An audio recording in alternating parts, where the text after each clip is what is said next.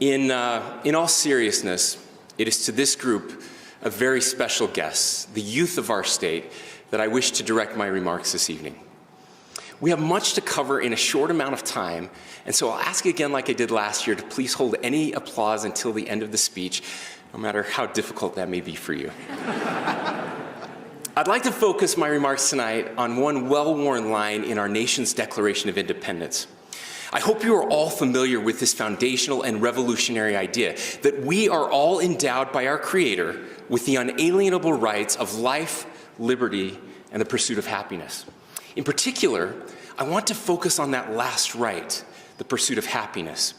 You see, it isn't government's role to give you happiness, but it's government's job to protect your right to pursue it.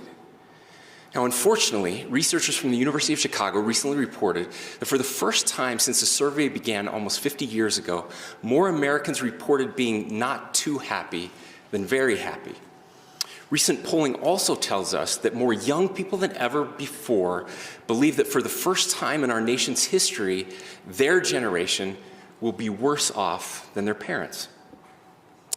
Many people seem to be accepting it as fact that any efforts to create a better world are futile, as if some sort of slouching towards mediocrity or worse is inevitable. Now, I know that many of the challenges of our day weigh heavily on your generation.